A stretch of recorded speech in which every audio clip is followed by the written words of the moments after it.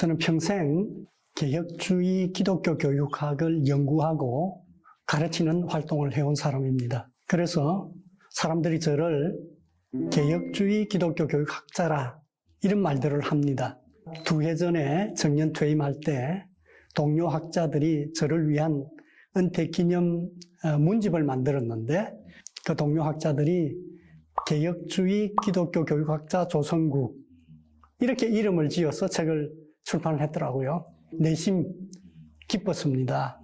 늘 항상 글을 통해서나 혹은 강의를 통해서나 그와 같은 사람이 되고 싶은 열망을 가지고 있었고 그러한 관점에서 무엇인가 얘기하고 싶은 소망을 가졌었는데 그 마음이 너무 쉽게 들킨 게 아닌가 하는 생각을 가지게 됐습니다. 개혁주의 이 말은 종교개혁가이면서 신학자인 칼빈 그리고 또 칼빈 신학의 영향을 받은 유럽의 개혁교회 그리고 영미 그리고 호주까지 포함하여서 장로교회 이 교회가 가지고 있는 신학적인 특성을 개혁주의라 그렇게 말합니다. 그래서 저는 이러한 개혁주의적인 관점에서 교육에 대하여 연구하고 또 이러한 개혁교회 공동체가 실행하고 있는 교육이 무엇인지 그걸 드러내고 싶은 그런 열망을 가지고 지금까지 일을 해왔습니다. 그래서 내가 만일 나 스스로 개혁주의 기독교 교육학자가 되고 싶었는데 다른 사람들이 나를 개혁주의 교육학자로 알아주지 못했다면 그건 불명예가 되지 않았을까. 나 자신에게 아주 부끄러운 일이 되지 않았을까. 그렇게 생각을 합니다. 회고해보면 제가 교육학자가 되었으면 좋겠다 하는 그런 생각을 갖기 훨씬 전부터 기독교 교육학자가 되도록 만들어지고 있은 게 아닌가 그런 생각을 해봅니다. 그래서 기독교 교육과로 인도되었고 또 신학대학원을 공부를 했고 신학과 교육학을 함께 공부하면서 기독교 교육학을 위한 기초적인 준비를 잘 갖추어가게 된 게 아닌가 그렇게 생각을 합니다. 그런데 결정적으로 전공을 확정하게 된 건 신학대학원을 졸업할 즈음입니다. 이후에 공부를 위해서 신학분과 안에서 좀 더 세부 전공을 결정을 해야 하는 형편이었는데 그때 기독교 교육과 교수님들의 소명을 내가 받아들이게 됐습니다. 그분들은 제가 기독교 교육학자가 되기를 기대하셨습니다. 그래서 생각해보니 늘 항상 신학대학원에서 비록 성경신학과 교리신학을 공부했지만 그럼에도 불구하고 항상 기독교 교육적인 주제를 융합해서 생각해왔고 연구해왔다고 하는 사실을 알 수 있었고 또 당시에 더 결정적인 것은 한국 교회가 지금으로부터 약 30년 전에 어떻게 보면 주일학교와 청소년 교육이 없는 교회를 찾아볼 수 없지 않습니까? 교육이 정말 교회마다 중요한 과제지요. 또 목사님들의 목회 사역도 많은 경우 교육 활동을 통하여서 이루어집니다. 그럼에도 불구하고 신학과 교육학을 융합한 정통 기독교 교육학자가 우리나라에 별로 없었습니다. 그래서 이러한 조건이 저를 기독교 교육학을 전공하는 학자가 되도록 소명한다, 부르고 있다 하는 것과 같은 확신을 가지게 됐습니다. 그래서 이 길로 평생 달려오게 됐습니다.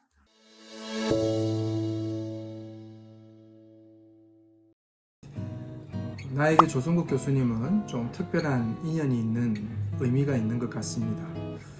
1989년도 입학했을 때 교수님 부임하셔서 첫 수업이 8, 9학번 1학년 성경개론 수업이셨고 또 교수님이 은퇴하시는 그날 34년의 시간이 지나서 교수님을 떠나보내는 자리에 또한 있기도 했었습니다. 교수님의 처음과 끝에 있었다는 의미를 저 스스로 가지면서 교수님 가까이 있었구나 하는 생각을 해봅니다. 특별히 저에게 조성국 교수님은 늘 따라하고 싶었던 그런 학자고 선배고 선생님이었습니다. 교수님처럼 늘 말하고 싶었고 교수님처럼 책 보고 싶었고 교수님처럼 그런 학자 같은 목사가 되고 싶었습니다. 그래서 저는 조 교수님 밑에서 교수님의 생각과 또 하시는 것들을 보면서 또 제가 물려받은 것들을 또 흘려보내는 자로 살아가고 있습니다. 교육은 인간을 형성하는 활동입니다. 그래서 기독교 교육이라고 그러면 기독교적 관점에서 인간을 형성하는 교육 활동. 좀 더 기독교적인 언어로 표현한다면 인간을 회복시키시고 성숙한 존재로 만들어 가시려는 하나님의 교육. 인간 편에서 그 교육에 참여하는 활동이 바로 기독교 교육이 아닌가 그렇게 생각을 합니다. 그래서 기독교 교육은 주로 기독교 진리의 내용을 가르치는 교육 활동, 즉 성경과 교리를 가르치는 교육 활동, 그리고 또 기독교적인 인간을 형성하는, 기독교적으로 성숙하고 온전한 사람을 형성하는 교육. 달리 얘기하면 하나님과 인간과 사회와 자연과 문화와 모든 것들을 통하여서 유능한, 성숙한, 온전한 인간을 형성하는 이와 같은 활동. 이게 바로 기독교 교육 활동 안에 함께 포함이 되어 있습니다. 그래서 기독교 교육은 가정에서도 이루어지고 학교에서도 이루어지고 그리고 또 교회에서도 이루어지는 것입니다.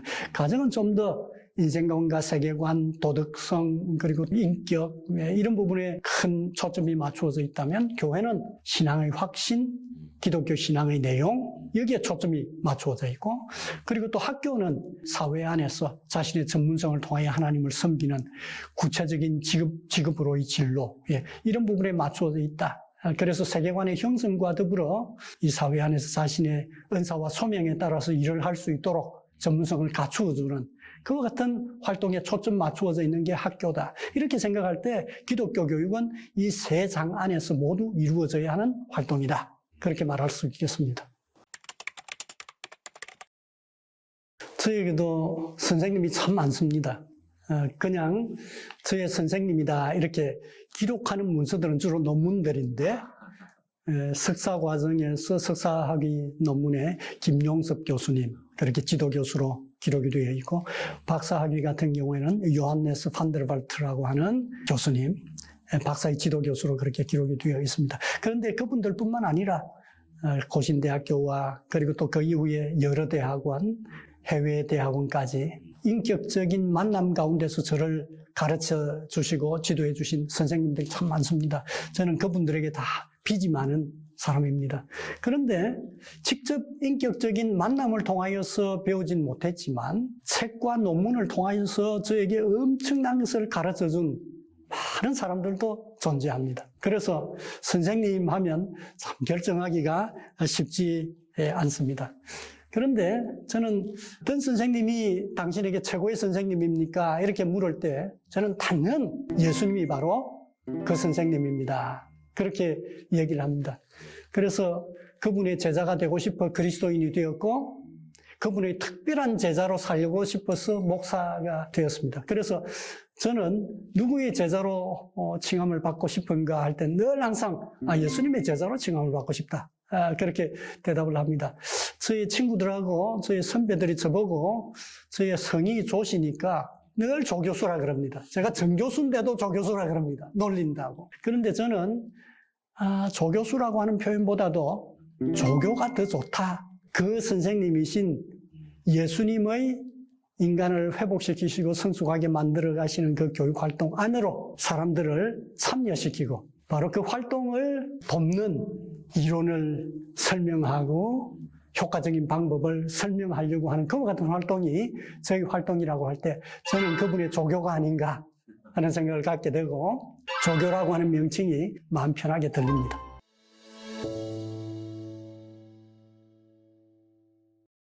소년원 사역을 하고 있는 심찬세 목사입니다.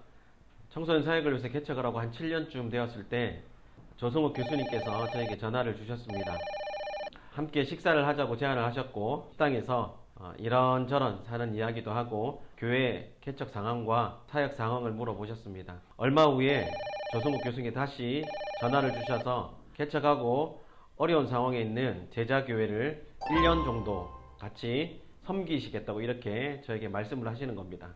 얼마나 감사한 일입니까? 근데 한편으로는 마음에 좀 부담이 있었습니다. 은퇴를 앞두신 시점이기 때문에 얼마나 많은 교회를 또 경험하셨고 또 목회를 잘하는 목사님들이 목회를 또 다 하시고 직간접적으로 많은 교회를 경험하셨기 때문에 그게 이제 저한테는 이제 부담이었습니다. 그런 부담감을 아셨는지 저한테 이렇게 말씀하셨거든요. 나는 신경 쓰지 말고 신목사는 신목사 목회만 집중하면 돼. 그게 저한테는 얼마나 큰 격려고 위로였는지 모릅니다. 1년을 아무 말씀하지 않으시고 기도해 주시고 또 섬겨 주시고 또 교회에 필요한 물건이 있으면 사서 주시곤 하셨습니다.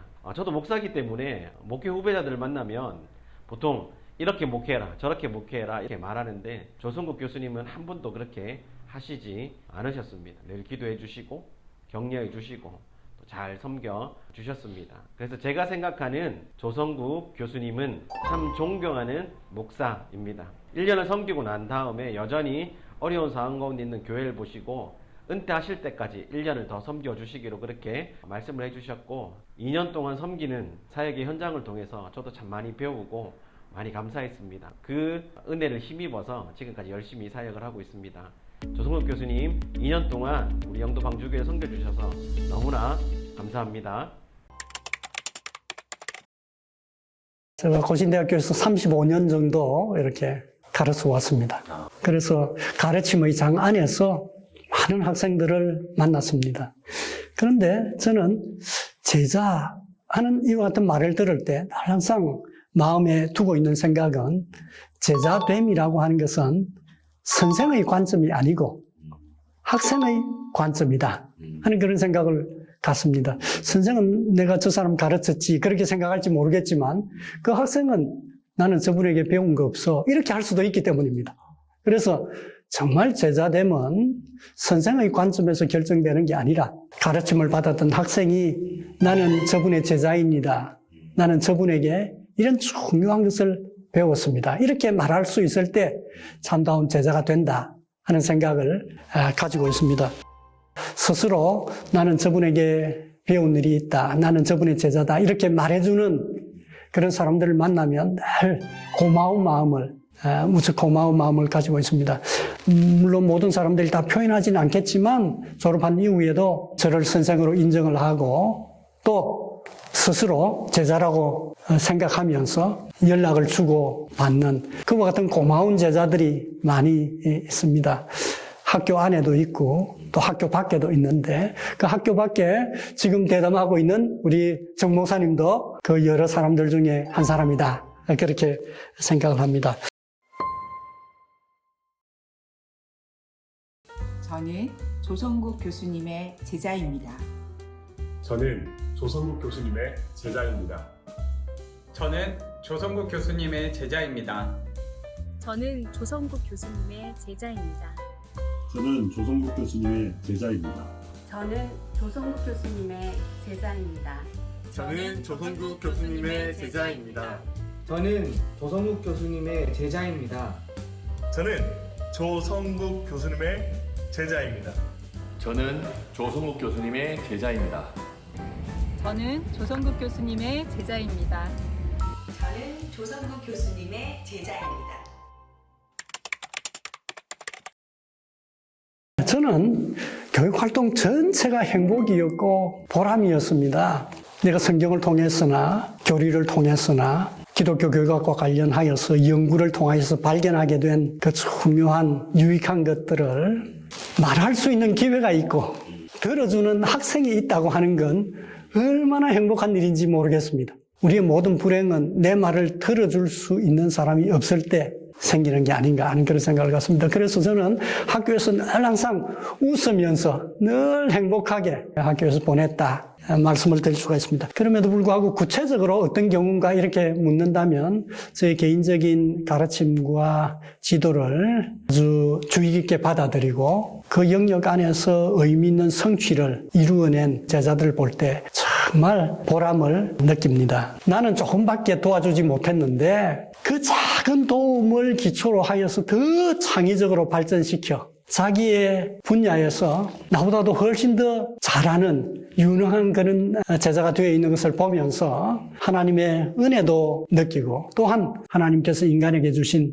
엄청난 잠재적인 역량에 대하여 정말 신비롭다 하는 그런 생각을 가질 때가 많은데 최근에 저는 저보다 훨씬 더 나은 제자들을 많이 보고 있습니다. 그러니까 굉장히 보람이 있죠. 기쁩니다.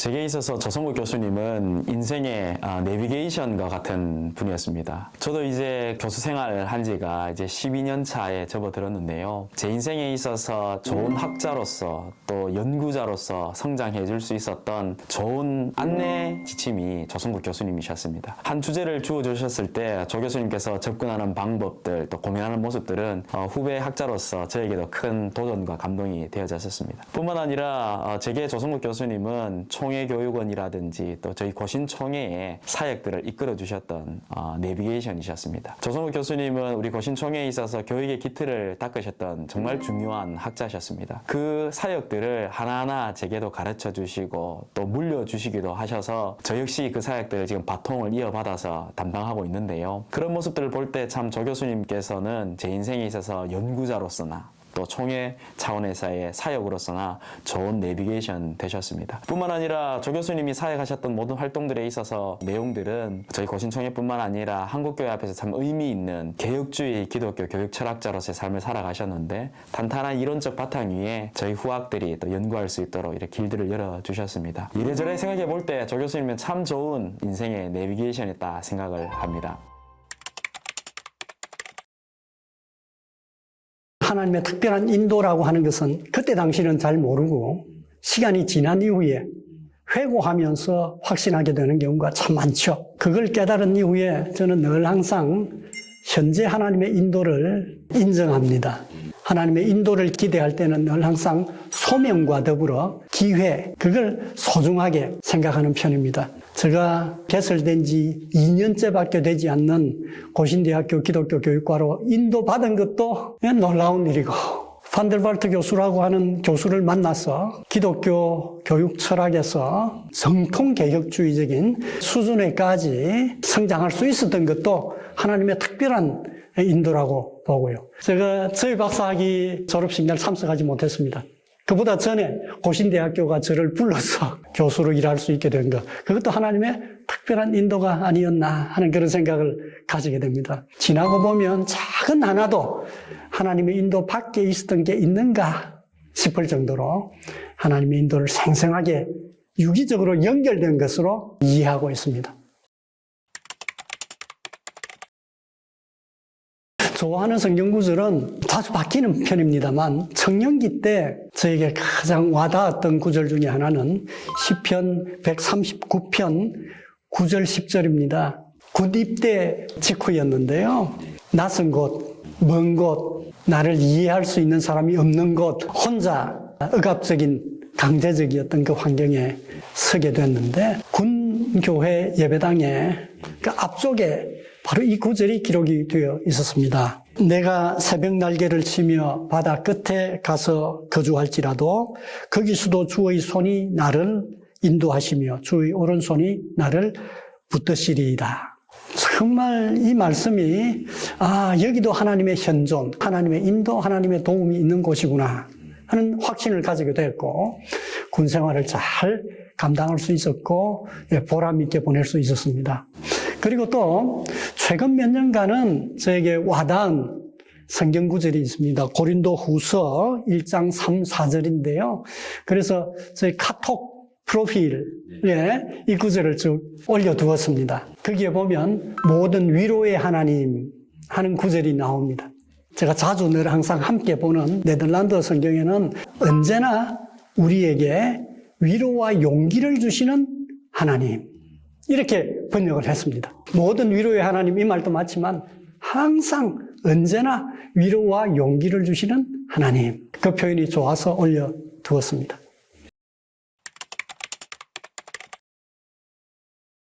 네, 이것도 한 사건보다는 그 전체 사건으로 얘기하는 게 좋을 것 같습니다. 저는 학창시절에 강의 가운데, 책 가운데 나오는 학자들이 주로 미국의 칼빈 대학교, 네덜란드의 자유대학교에 많이 있었습니다. 그래서 그 학교에 유학을 하고 싶었습니다. 그런데 나중에 두 군데 다 쉽지 않았고 결국은 남아프리카 공화국에 있는 포체프스트룸 대학교에 유학을 하게 됐는데 그것은 마지막에 어쩔 수 없는 선택이었다 하는 그런 생각을 했습니다. 그런데 제가 그 나라에 가서 깜짝 놀라게 됐습니다. 나에게는 최선이었다 하는 걸 확인했기 때문입니다.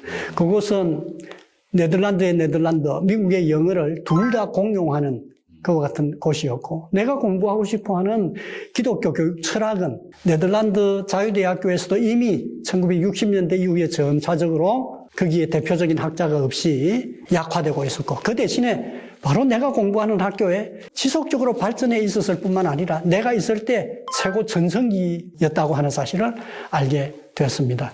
내 지도교수 요하네스 판데르발트가 기독교 교육 철학의 가장 탁월한 교수 중에 한 분이라 하는 사실을 그곳에서 확인할 수 있었습니다. 그것뿐만 아니라 저에게 박사과정 전체의 학비와 또 저 혼자의 기숙사비 장학금을 저에게 배려를 해주셨고, 뿐만 아니라 저는 학생이면서도 교수 연구동에 개별 연구실을 제공받게 됐고, 또 그곳에 유학하는 일로 제가 봉사했던 대구의 서문노교회가 가족의 생활비를 지원해 주셨습니다. 그곳에서 가족과 함께 4년간 연구에만 집중할 수 있는 여건을 하나님께서 주셨기 때문입니다. 은혜죠. 그래서 저의 박사 논문 제일 마지막에도 내게 필요한 모든 것을 하나님이 다 주셨다. 예, 그렇게 썼는데, 예, 유학생활 전체가 하나님의 은혜였다. 예, 그 이후에 제가 학교에 있다가 연구년은 네덜란드 자유대학교에서 보냈습니다. 1년 동안 학생으로 있었던 게 아니라 방문 연구교수로서 그곳에 교수 연구실을 받아 1년 동안 있게 됐으니까요. 하나님께서 필요한 모든 것을 다 배려해 주셨다. 그렇게 생각을 합니다. 1년 반 전에 정년 퇴임을 했습니다. 이제는 기대받고 있는 것은 저의 후배 그리고 저의 제자들이 앞서서 잘 달려갈 수 있도록 후방에서 지원하고 격려하는 역할, 그걸 기대받고 있다. 이렇게 생각을 합니다. 그래서 학교에서도 명예교수로서 5년 동안 대학원의 연구와 강의를 후방 지원하는 역할을 계속하고 있습니다. 그리고 고신교회의 총회교육원의 고문이사이고 또한 동시에 총회교사대학 학장으로서 교과서를 개발하는 일, 교사 교육 프로그램을 운영하는 일, 교육 목회와 관련된 여러 가지 활동, 이런 부분에 전문적인 자문을 하고, 또 교과서 집필 같은 경우에는 직접 참여하여 지금도 성인용 교과서를 개발하고 있습니다. 그리고 또 큰 글자 복 있는 사람의 고정 칼럼 난을 가지고 있습니다. 그래서 원래 3년째 지금 그 칼럼을 쓰고 있습니다. 그리고 요청받으면 설교도 하고 강의도 합니다. 참 재미있는 것은 저의 평생에 저의 여건과 건강의 수준에 딱 맞게 늘 항상 요청이 들어옵니다. 그래서 별로 겹치지도 않습니다. 그래서 어떤 생각을 갖는가 하면 하나님께서 다 배정을 해주시는구나 같은 생각을 많이 갖습니다. 더불어서 나의 전공과 관련하여서 기독교 세계관 철학과 관련된 책을 준비를 하고 있고, 좀 더 건강이 잘 유지가 된다면 저의 후배들과 제자 목사님들, 젊은 목사님들과 더불어 교육 목회와 관련된 연구회를 운용해 보고 싶어 하는 계획을 가지고 있습니다. 기독교적인 가르침을 통하여서 하나님의 나라를 이루어가야 된다고 하는 그와 같은 생각보다는 우리가 교육을 통하여서 더 나은 사회를 만들 수 있다고 하는 낙관적인 생각을 가지게 된 것입니다. 완전히 세속적인 성격을 가진 국가가 확립이 됩니다. 교회의 영향으로부터 완전히 분리된 국가의 지배 안에 있는 학교가 되고 만 것이죠. 그러니까 그 학교에 아이를 보내면 더 이상 성경과 교리를 가르치지 않습니다. 국가 이데올로기를 가르칩니다. 우리가 더 이상 이 계몽주의 영향을 받은 신학자들과 목사님들이 주도하는 이 교회에 만족할 수가 없다. 우리는 다시금 칼빈의 종교개혁 정신으로 돌아가야 하고 도르트레우트 전통으로 돌아가야 한다. 이렇게 생각하는 사람들이 별개로 분리되어 나와서 칼빈주의에 적합한 교회, 경건주의 운동에 따른 교회를 형성하게 되고, 교회로 끝나는 게 아니라 공립학교 반대 운동을 사회적으로 벌려나가게 됩니다. 그런데 세계관은 어디에서 형성되는가? 사회 안에서 사회화되기도 하지만 적극적인 방식으로 형성하는 역할을 하는 곳은 바로 학교라는 것입니다. 기독교 신앙은 교회에서 가르칩니다. 그러나 사회와 세계가 무엇인가 하는 것을 주로 가르치는 곳은 어디입니까? 학교입니다. 그런데 학교가 기독교 세계관을 거부하고 학교가 프랑스 혁명 이후에 불신앙이라고 일컬어지는 세속적인 세계관, 자기가 주인인 줄 알고 하나님의 주권을 밀어내고 사회의 일터와 사회와 자연의 하나님의 자리를 완전히 밀어낸 이와 같은 사고방식 자체를 학교가 가르친다면 이러한 세계관을 가지고 있는 인간은 나중에 하나님의 주권을 인정하는 인간이 아니라 바로 자기의 주권을 주장하는 그와 같은 인간이 되고 사회 활동 안에서 하나님의 여지를 만들고 싶어 하지 않는 자기가 하고 싶은 대로 하는 그와 같은 인간을 형성하게 될 것이기 때문에 이건 언약으로부터 벗어난다고 하는 그 언약적인 하나님과의 그 언약 관계로부터 완전한 배신이죠. 하나님의 주권을 인정하지 않는 거니까 이건 종교적인 반역이라고 그렇게 생각을 하게 된 것입니다. 이 모든 사람들이 강조했던 것은 자녀의 교육에 대한 권리는 국가가 가진 게 아니라 부모에게 있다. 이러한 의미에서 학교는 국가가 독점할 수 없고 그야말로 기독교 공동체가 기독교 학교를 운영할 수 있는 자유가 있을 뿐만 아니라 정부로부터 지원을 받을 수 있어야 된다고 하는 그와 같은 생각을 가지게 됐던 것입니다. 30년 전과는 달리 신학자들, 기독교 교육학자들, 그리고 또 교육사역자인 목사님들, 여러분들이 좋은 책들을 많이 출간을 했습니다. 그래서 우리가 우리말로 되어 있는 많은 좋은 책들을 얻을 수 있습니다. 교회 교사는 교회 안에서 가장 전문적인 지식인입니다. 그리고 또 최근에는 자녀를 가르치고 있는 부모들 중에 거의 상당수가 대학을 졸업하신 분들이십니다. 그래서 저는 부모들과 그리고 또 교사들을 위해서 기독교 고전을 좀 읽어 주십시오 하는 부탁을 하곤 합니다. 그리고 또 혼자 책 읽는 것도 유익하지만 함께 책 읽는 좋은 방법으로 총회교사대학이 12권 정도 되는 책을 가지고 1년 과정으로 비대면으로 이렇게 운영하는 과정들도 있습니다. 그런 과정에 등록하여서 공부를 해보십시오. 그러면 훨씬 더 교육과 관련된 식견을 가질 수가 있습니다. 더불어서 저의 책도 있습니다. 최근에 나온 책들만 해도 기독교 세계관 형성을 위한 기독교 학교 교육의 역사와 철학, 혹은 기독교 세계관과 교육 이론, 그리고 종교개혁과 교육 등등 이런 책들이 있습니다. 관심 있는 분들은 한번 읽어주시면 또 공감을 나누어 주시면 정말 기쁘겠다 하는 생각을 가지고 또 그와 관련해서 추가적인 질문이 있거나 더 많은 자료를 읽어보고 싶거나 그런 분들이 있으면 우리 정 목사님을 통해서 저를 찾아주시면 필요한 도움도 드릴 수 있도록 그렇게 하겠습니다.